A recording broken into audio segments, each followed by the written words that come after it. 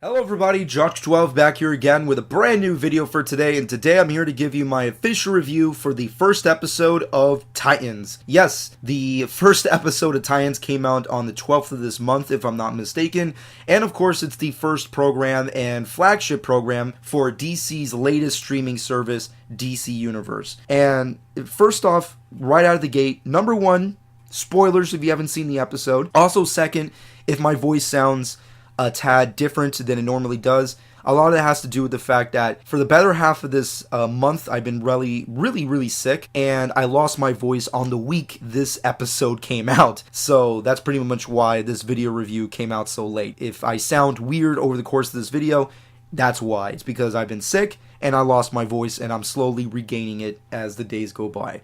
However, regardless of me being sick and losing my voice, I had to talk about this episode. I had to make a review, because if I don't do it now, well, it's just never going to come out, especially seeing as how we have so much other cooler things to look forward to in terms of my personal interest, like Halloween. Now, obviously, this is a show that's been in heavy development for many years, and if you've been on my channel for a long time now, you would know that I've been talking about this show for a long time, even back when it was first released to be a Dick Grayson series. I've always been very hyped and anticipated for this program, because I love the Teen Titans, I love Dick Grayson, and I've always wanted to see a live-action version of the Teen Titans, and I always wanted to see a live adaptation of Dick Grayson's transition from Robin to Nightwing. And this was a show that was going to blend those two worlds. Thankfully, thanks to DC having the biggest head possible and wanting to get into the streaming service game, decided to develop this program once again. And I'm happy about that. I'm grateful for that, because even though the show didn't do justice in its marketing, I still really wanted to see this show, because I am a hardcore fan. I grew up with the Marv Wolfman, George Perez Teen Titans series, which is legendary up at this point. I loved the Cartoon Network mid-2000s series, and I heavily enjoy Young Justice. So I am a pretty big fan of these characters. However, I wouldn't go as far as to say that I know every single thing about them, especially in the modern day comics, but I am still a relatively big fan, so I'm in the demographic, if you will, when it comes to people who really want to check out this show. However, DC did us dirty.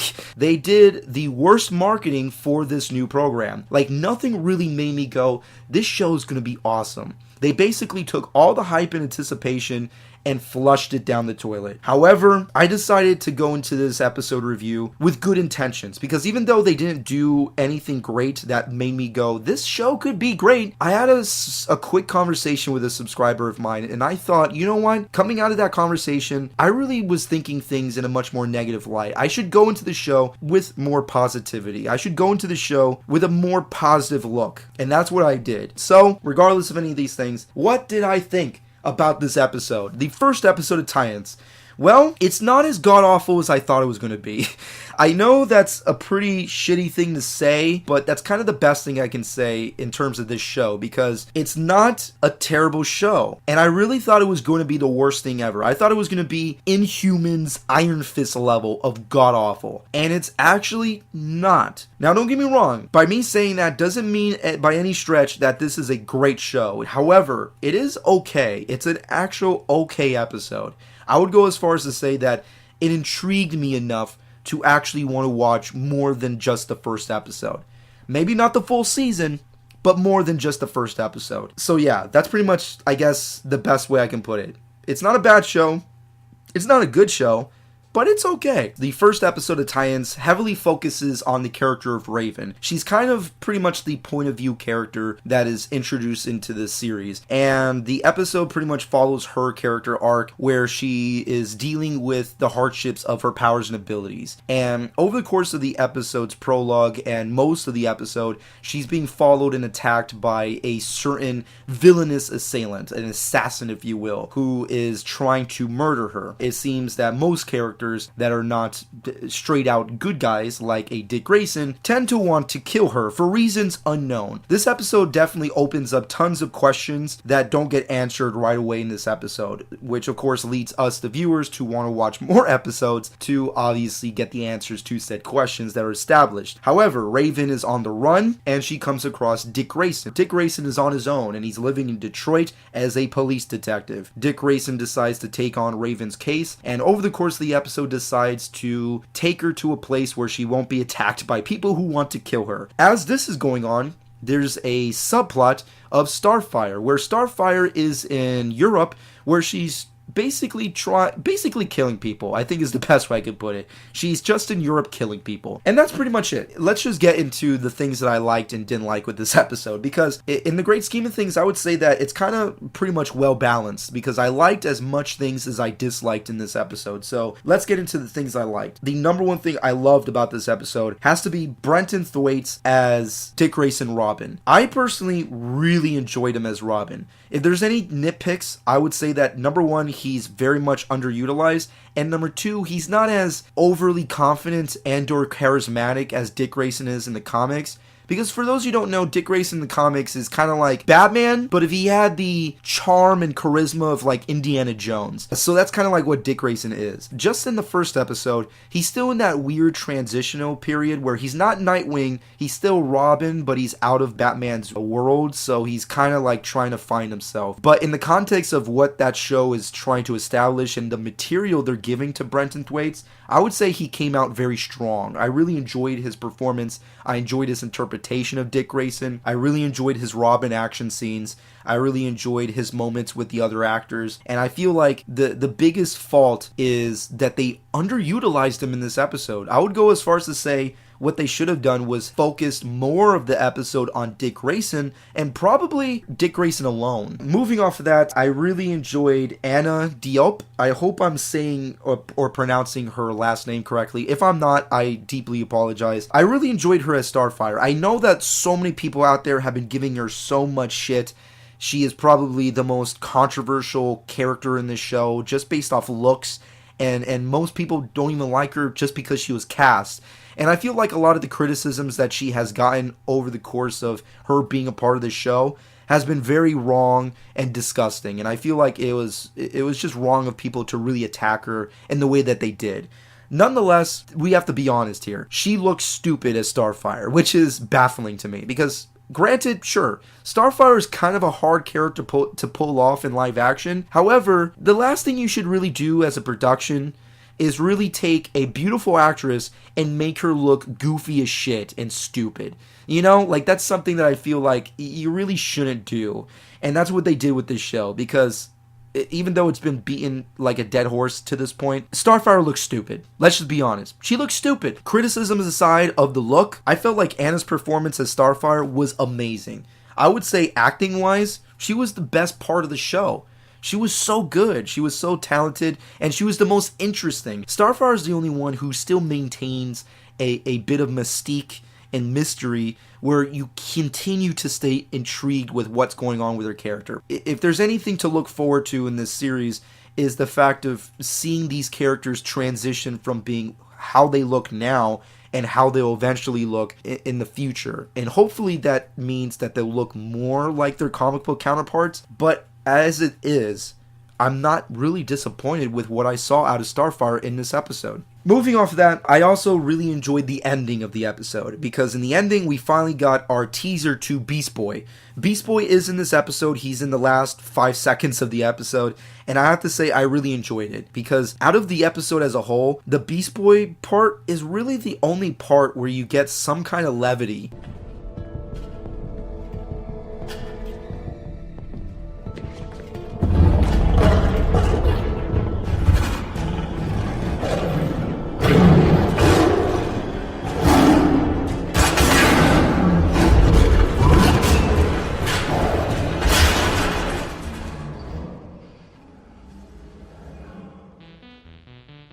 Okay.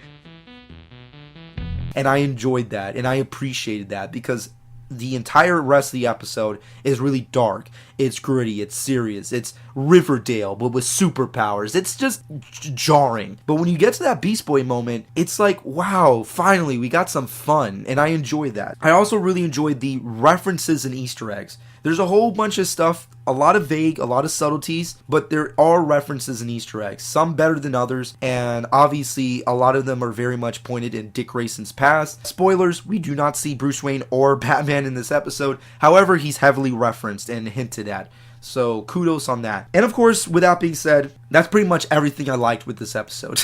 I really want to get into the things I didn't like. Overall, first things first, Raven. I did not like Raven in this episode. I think the biggest issue with this episode is the fact that it's so heavily based on Raven's character. If there's anything I have to stress more than anything, is the fact that I hate doing this, which is I hate bashing child actors. I really despise doing it. I never like doing it, and when I have to do it, I always feel dirty. I always feel fucked up, because it's something I don't want to do. However, when something's bad, you gotta say it's bad. And I feel like with child actors, it can always go either way. The actress they got for Raven, who, if I'm not mistaken, the actress's name is Tegan Croft, if I'm not mistaken. Sorry if I mispronounced her name. However, I did not like her acting or character in this episode.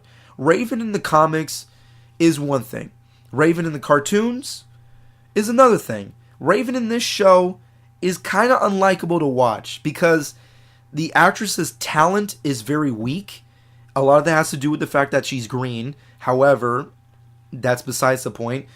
But a lot of that another big factor into this is the material that's given to her, which is that Raven doesn't understand anything that's going on, which is very different from how we've seen Raven in the past, especially in the cartoon and in the previous comics. In this show, she's very, very young.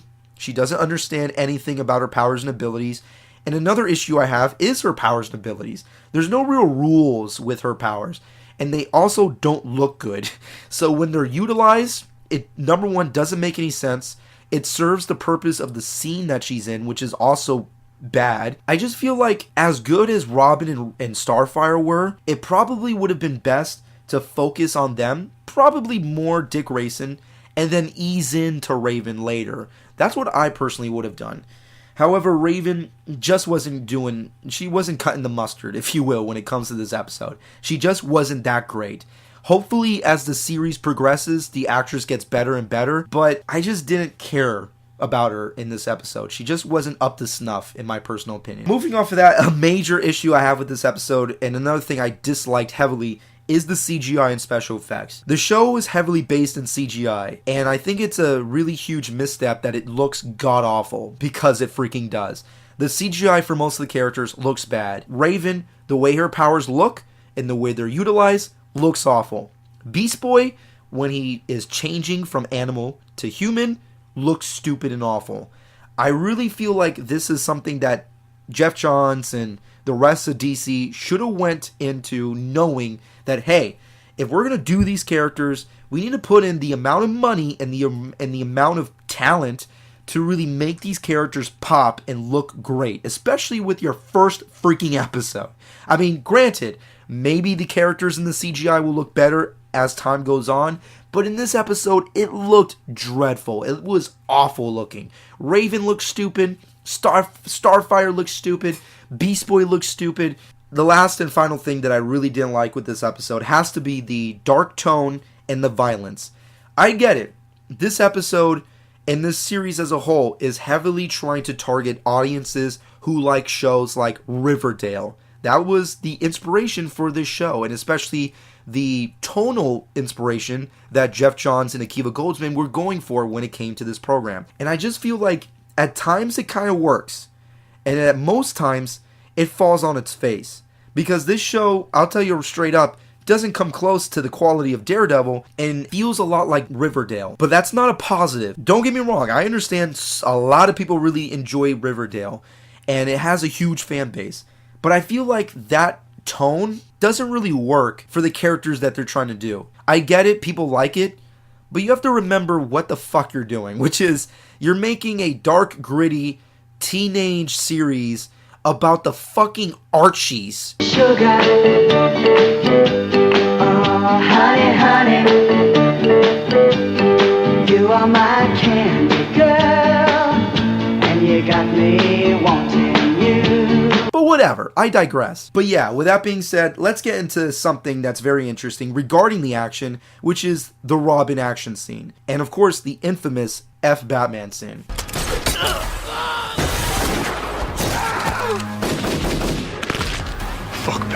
Right out of the gate, the action scene that we get of Robin in this episode is pretty much the scenes that you've seen on the trailer. So basically, you've seen the complete action scene. However, I will say this, the F Batman line makes sense in context versus the trailer. In the trailer, it's god-awful. In the episode, it actually makes a lot more sense, because instead of Robin saying it like out of the blue, as he's like clearly murdering people in the trailer, which of course in the episode, they edited actually a different way. So they make it seem like he's not really killing people, but between you and me, I'm pretty much sure that he possibly killed most of the people, or at least paralyzed heavily most of the people.